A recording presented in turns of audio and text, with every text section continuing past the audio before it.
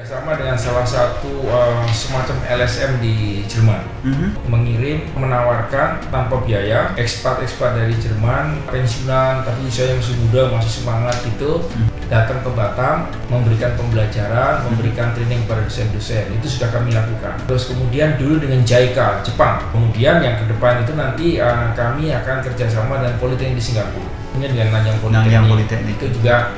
Nah, nanti ke depannya kami akan mencoba menawarkan atau minta ke Singapura membangun program studi bersama.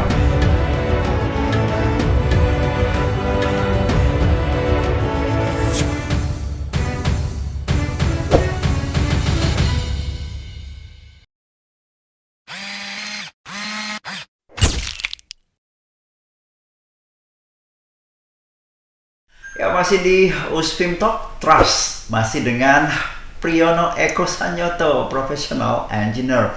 Ini Direktur dari Politeknik Negeri Batam. Nah, kalau kita lanjutkan, jangan lupa subscribe channel kami di Batam Insight Uspim Talk Trust. Oke, Pak Eko, kalau kita coba analisa nih Pak Eko, ini kan hadir di kawasan representatif ya. Orang bilang ini premiumnya Batam. Batam Center. Hadir di sini walaupun itu hadir pertama tuh masih swasta ya Pak ya konsepnya. Tapi udah mulai karena apa? Pas lulusan pertama langsung kerja. Dan itu disupport penuh dan bahkan tarik menarik dari sejumlah kawasan industri terhadap orbitan Poltek ini terasa waktu itu gitu. Nah, apa yang Bapak rasa waktu itu ketika hadir Poltek dengan all varian jurusan yang digandrungi lah tentunya dan dijawab penuh oleh seluruh kawasan industri. Kreativitas apa lagi yang muncul dari seorang Pak Eko? Ya, jadi setelah kami pindah ke kampus baru di Batam Center dengan fasilitas ruangan yang memadai, maka ide awal kami adalah memperbanyak mahasiswa baru dan tentunya melengkapi peralatan sebelum kami menginjak menambah program studi. Karena penambahan program studi itu tidak mudah. Sehingga dengan dosen yang ada, kami mencoba untuk meningkatkan jumlah mahasiswa baru yang masuk ke Politeknik Negeri Batam. Belum negeri waktu itu. 2005 kan belum negeri. Jadi kalau dengan adanya ruangan yang tambah banyak ini, maka waktu itu jumlah mahasiswa barunya meningkat. Mungkin kalau nggak salah mulai dari 300 per tahun. Dari 40 ya? Dari 40 300 kemudian jadi 300, cepat 400. Sekali ya, Pak? Ya, karena memang industri sudah mulai minta. Jadi begitu kami menempati gedung baru, kami bisa menerima mahasiswa baru sampai 300-400 per tahun. Nah, industri mulai kencang minta. Ini masih swasta ya Pak ya? Nah, proses rekrutmen seperti apa? Samakah dengan standar politeknik di seluruh Indonesia waktu itu? Kalau swasta tentunya kami melihat pola atau melihat standar politeknik negeri yang ada di Indonesia. Kebetulan saya kenal dengan mereka lah, meskipun kami belum masuk ke dalam forum itu, sehingga itu kami acu. Di awal-awal itu ketika seleksi, saya kira selama swasta kami dapat bimbingan juga dari ITB. Bagaimana pola menseleksi mahasiswa baru.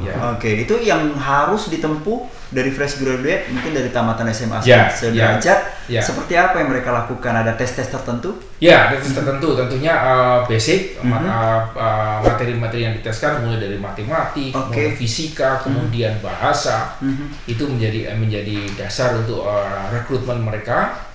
Ya, tidak mudah untuk mendapatkan 300 sampai 400. Tapi akhirnya kami bisa berhasil itu, dan ternyata dengan intake 300-400 di tahun-tahun berikutnya serapan industri masih tetap bagus. Artinya mungkin peluang pasar terjawab ya? Terjawab. Susahkah Bapak pertama merangkul yang 300 itu? Ataukah seperti apa mungkin dengan human resources-nya atau lecturer-nya seperti apa kira-kira? Susahkah yang pingin bergabung? Ini kan udah banyak nih, udah 300-an. Seperti apa Bapak waktu itu mendengar? Kalau untuk dosennya atau untuk pengajarnya memang tidak mudah. Kami harus promosi kemana-mana, ke perguruan tinggi ternama untuk merekrut lulusan mereka. Tapi syukur alhamdulillah kami masih bisa dapat. tentunya untuk mendapatkannya tidak terbatas Bandung, Jakarta juga saja. Kami juga ke Surabaya, kami ke Padang, kami ke Medan, ke Pekanbaru. Bergerilya. Ya, untuk menawarkan calon-calon dosen. Dan waktu itu seingat saya dosen itu syaratnya belum harus S2 seingat saya. Jadi relatif masih agak mudah. Lebih fleksibel. Ya, lebih fleksibel ya. Ya. Nah, tapi kami bisa mendapatkannya di Batam sebelum sampai mungkin masih sampai sekarang. Artinya untuk bekerja sebagai dosen dengan melihat kawasan industri yang begitu banyak di Batam dibanding tempat-tempat lain, masih ada daya tarik untuk orang mau jadi dosen di Poltek Batam. Istilahnya mungkin dengan kekuatan tadi walaupun agak sedikit kelimpungan juga akhirnya terpenuhi juga. Kalau untuk infrastruktur waktu itu seperti apa? Udahkah labnya terpenuhi semua gitu, seperti apa gitu Pak Eko?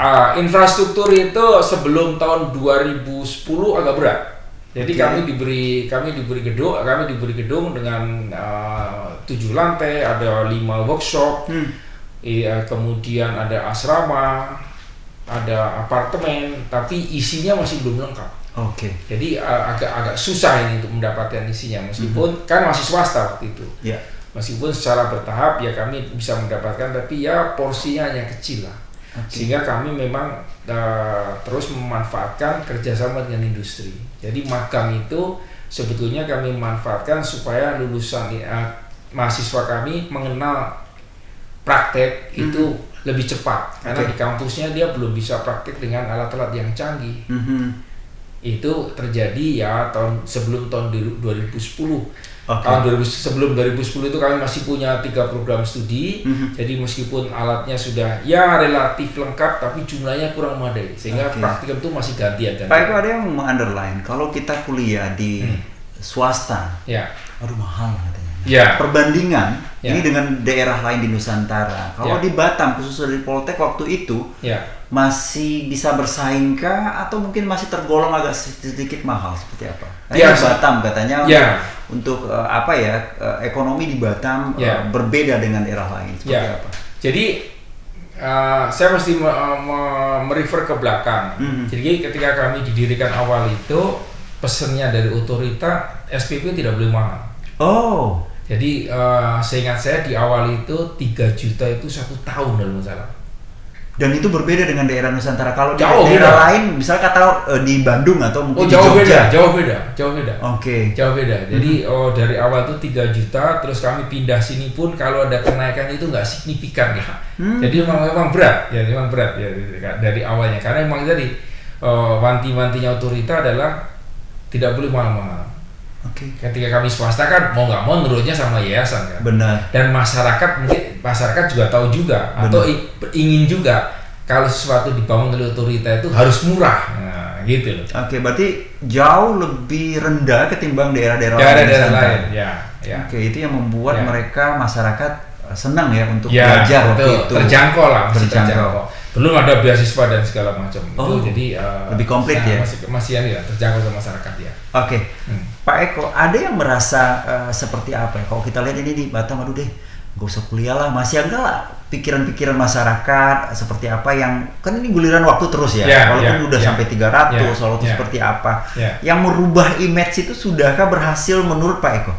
Kalau sekarang itu sudah berhasil. Mungkin saya cerita yang terakhir ini. Jadi sekarang itu kalau saya lihat jumlah mahasiswa baru, porsinya atau perbandingannya, yang dari luar Batam itu sudah mulai tinggi persentasenya. Artinya mungkin sudah mencapai 30%. Jadi dari luar Batam itu dari Jawa, dari Sumatera. Jadi ketika kami tanya, ngapain kok sekolah ke Batam jauh-jauh? Gitu. Jadi rupanya mereka itu punya paman atau mungkin punya Pak D yang kerja saudara di Batam. Jadi kalau dulu saudara ini mengambil kemenakannya dari Jawa atau dari Sumatera untuk langsung kerja, karena memang kesempatan kerja di Batam relatif mudah. Nah sekarang itu polanya berubah, diundang dari Jawa atau dari Sumatera, disuruh sekolah dulu Pak, di Poltek Batam ini. Jadi sekolah di Poltek Batam. Ada yang sekolahnya mungkin cukup setahun, ambil kelas pagi, nanti tahun kedua dia minta berubah kelas malam. Karena dia udah kerja. Karena pamannya sudah nggak bisa biaya lagi. Jadi pamannya cuma ngasih target setahun. Istilahnya mungkin dikasih modal dulu deh, percaya ternyata dia berhasil, di change programnya. Tahun kedua dia sudah nyari modal sendiri untuk membiayai. Dan itu ada di Poltek. Ada. Kuliah pagi dan kuliah malam. Iya. Oke, ini luar biasa sekali ya. Istilahnya kan orang kan di Batam plural, jadi datang semua. Betul. Oke, itu salah satu yang diambil keuntungan dari Poltek. Oke, smart juga ya Poltek. Nah, ada nggak poin plus juga dari Poltek ini kalau kita coba analisa? Kan kita juga ada bersinggungan dengan negara jiran, terus apalagi background dari SDM yang ada di sini, mendatangkan dosen-dosen dari ekspatriat, itu kan paling banyak yang digandrungi, dosen saya nih seperti ini di Poltek. Ada nggak sejauh ini pemikiran ke situ yang telah dilakukan sejauh ini? Sebetulnya sudah kami lakukan. Kami itu bekerjasama dengan salah satu semacam LSM di Jerman. Nah, mereka itu mengirim atau menawarkan tanpa biaya ekspat dari Jerman, kadang-kadang pensiunan tapi usianya masih muda, masih semangat gitu, untuk datang ke Batam, memberikan pembelajaran, memberikan training kepada dosen-dosen. Itu sudah kami lakukan. Terus kemudian dulu dengan JICA, Jepang. Jepang itu dulu punya program Silver Export. Itu sama juga, pensiunan dari industri-industri Jepang itu dikirim kemari untuk memberikan pembelajaran, memberikan konsultasi kepada dosen-dosen, atau kemudian membangun fasilitas di lab. Itu kami sudah dapatkan. Baik. Itu seperti itu. Kemudian yang ke depan itu nanti kami akan kerjasama dengan Politeknik di Singapura. Yang dekat itu mungkin dengan Nanyang Politeknik. Itu juga akan ada nanti ekspat dari sana untuk ngajar di sini, atau dosen. Kalau dosen kami di training di sana pernah. Nah, nanti kedepannya kami akan mencoba menawarkan atau minta ke Singapura membangun program studi bersama. Itu dia. Bisa double degree atau mungkin tetap 1 degree di Poltek Batam saja, tapi kami undang Singapura untuk ngajar. Itu supaya sense internasionalnya menjadi cepat tumbuh di sini. Baik. Dan yang pasti ini Batam Insight di Uswim Talk Trust, itu dia tadi bagaimana pergerakan dan dinamika yang dilakukan serta trik jitu dari Poltek Batam.